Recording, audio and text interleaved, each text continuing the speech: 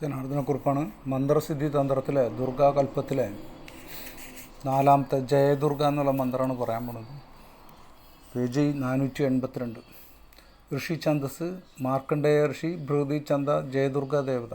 അംഗം ഓം ദുർഗേ ഹൃദയായ നമ. ദുർഗേ ശിരസേ സ്വഹ. ദുർഗായേ ശിഖായ വഷൽ. ഭൂതരക്ഷിണി കവചായഹു.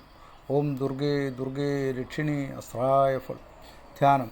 കാലാഭ്രാഭം കടാക്ഷൈരരികുലഭയതാം മൗലിബന്ധേന്ദുരേഖാം ശംഖം ചക്രം കൃപാണം ത്രിശിഖമപി കരൈരുദ്വഹന്തീം ത്രിനേത്രാം സിംഹസ്കന്ധാധിരൂഢാം ത്രിഭുവനമഖിലം തേജസാ പൂരയന്തി ധ്യായേ ദുർഗാം ജയാഖ്യാം ത്രിദശ പരിവൃതാം സേവ്യതാം സിദ്ധസംഖ്യ. മന്ത്രം ഓം ദുർഗേ ദുർഗേ രക്ഷിണി സ്വഹ. അസ്ത്രം സഹസ്രാരഹം ഫൾ. 5 ലക്ഷം ജപം, 50,000 നെയ്യ് ഹോമം, പൂജ, മന്ത്രസിദ്ധി വരും. ഈ മന്ത്രം ജപിച്ച് യുദ്ധത്തിൽ പ്രവേശിച്ചാൽ തനിക്ക് ആപത്ത് വരാതെ ശത്രുക്കളെ ജയിച്ച് തിരിച്ചു വരാം. വ്യവഹാരാദികളിലും വാദവിവാദങ്ങളിലും ജയിക്കാം. യുദ്ധത്തിന് ഉപയോഗിക്കുന്ന ആയുധങ്ങൾ ഈ മന്ത്രം കൊണ്ട് പൂജിക്കണം. ഹോമം കൊണ്ട് വലിയ അളവിൽ ധനം വരും. ശത്രുക്കൾ നിശ്ചലമാകും. സമാധാനവും ഐശ്വര്യവും ഉണ്ടാകും. സ്ഥാനമാനങ്ങൾ ലഭിക്കും. 5. ശൂലിനി ദുർഗാമന്ത്രം. ഋഷി ഛന്ദസ് ദീർഘതമ ഋഷി കുകുബ് ഛന്ദ ശൂലിനി ദുർഗാദേവത. അംഗം ശൂലിനി ദുർഗേ ഹും ഫൾ ഹൃദയായ നമ. ശൂലിനി വരദേ ഹും ഫൾ ശിരസേ സ്വഹ. ശൂലിനി വിന്ധ്യാവാസിനി ഹും ഫൾ ശിഖായി വഷ. ശൂലിന്യ അസുരമർദിനി ഹും ഫൾ കവചായ ഹും. ശൂലിനി യുദ്ധപ്രിയേ ത്രാസ്യ ത്രാസ്യ അസ്ത്രായ ഫൾ. ധ്യാനം. അധ്യാരൂഢാം മൃഗേന്ദ്രം സജലജലധര ശ്യാമളാം ഹസ്തപദ്മൈ ശൂലം ബാണം കൃപാണം ത്വരിജലജ ഗദാചാപപാശാൻ വഹന്തീം ചന്ദ്രോത്താംസാം ത്രിനേത്രാം ച തസ്യഭിരസിത ഋസിനാ ഖേടകം ബിഭ്രതീഭി കന്യാഭിസേവ്യമാനം പ്രതിഭാഭയതാം ശൂലിനീം ഭാവയാമി. ഓം ഹ്രീം ജ്വലജലശൂലിനി ദുഷ്ടഗ്രഹ ഹും ഫൾ സ്വാഹ.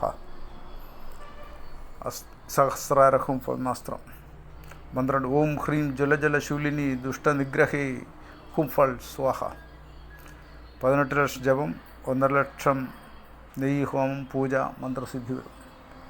ഇതിൽ ശത്രുവിൻ്റെ പേര് വെച്ചും ചെയ്യാം. ദുഷ്ടനിഗ്രഹി എന്നുള്ളതിന് 1008 ത്രിമധുരത്തിൽ കുഴച്ച എള്ളുകൊണ്ട് നിത്യവും ഹോമിക്കുന്നവന് അതിമാനുഷമായ ശക്തിയുണ്ടാകും. നിത്യം 108 നെയ്യ് ഹോമിച്ചാൽ താൻ ഉദ്ദേശിക്കുന്ന വലിയ സമ്പത്ത് ഒരു കൊല്ലത്തിനുള്ളിൽ പ്രാപിക്കും. കറുകയും ഹോമിച്ചാൽ സാധിക്കും. ചുരുക തുടങ്ങിയ ആയുധങ്ങൾ തൊട്ട് മന്ത്രം ജപിച്ച് ഹോമം ചെയ്ത് സമ്പാദം പുരട്ടി ആയുധത്തോടുകൂടി യുദ്ധത്തിന് പോയാൽ ശത്രുക്കളെ ജയിച്ച് തിരിച്ചു വരാം. 10,000 ഹോമം ചെയ്യണം. അരയാൽ ചമത, എരിക്കിൻ ചമത, ത്രിമുദ്രത്തിൽ കുഴച്ച എള്ള് ഇവയിൽ ഒന്നുകൊണ്ട് 12,000 ഹോമിക്കുക. എന്നാൽ താൻ ഉദ്ദേശിച്ച മന്ത്രിമാരോ മറ്റുയർന്ന സ്ഥാനത്തുള്ള ക്ഷണത്തിൽ വശമാകും. ആയുധം കയ്യിൽ എടുത്തുകൊണ്ടുള്ള ദേവിയെ കാലിനെ പോലെ കൃഷ്ണവർണ്ണയായി ധ്യാനിച്ച് തന്നെ തൊട്ട് മന്ത്രം ജപിക്കുക. എന്നാൽ ഏത് ബാധയും വിട്ടുപോകും. സർപ്പം, എലി, തേൾ മുതലായവ കടിച്ച വിഷം ഈ മന്ത്രം ചൊല്ലി ഉടനെ ഇറങ്ങും. ഈ മന്ത്രം ജപിച്ച് ശത്രു സൈന്യത്തിനെതിരെ ആയുധങ്ങൾ അയച്ചാൽ അവർ ഭയപ്പെട്ടോടും. ശൂലവും പാശവും ധരിച്ച ദേവിയെ ധ്യാനിച്ച് ജപിക്കണം. എന്നാൽ തനിക്ക് യാതൊരു ആപത്തും വരികയില്ല. എള്ളും കടുകും കൂടി 1 ലക്ഷം ഹോമിക്കുക. ദുഷ്ട എന്നിടത്ത് ശത്രുവിൻ്റെ പേര് കൂട്ടി മന്ത്രം ജപിച്ചാൽ ശത്രു മരിക്കും. ശത്രുമാരണത്തിന് ഠം ശൂലിന്യൈ സ്വാഹ ഠം. ഈ മന്ത്രം ശത്രുവിൻ്റെ വിഗ്രഹത്തിൻ്റെ ആത്മീയ ചക്ര സ്ഥാനം ജപിച്ച് ദർഭ കൊണ്ട് കുത്തുക. പിന്നീട് വിഗ്രഹം കുഴിച്ചിടണം. അതിനു മുകളിൽ പാലത്തടി കൊണ്ട് തീയിടണം.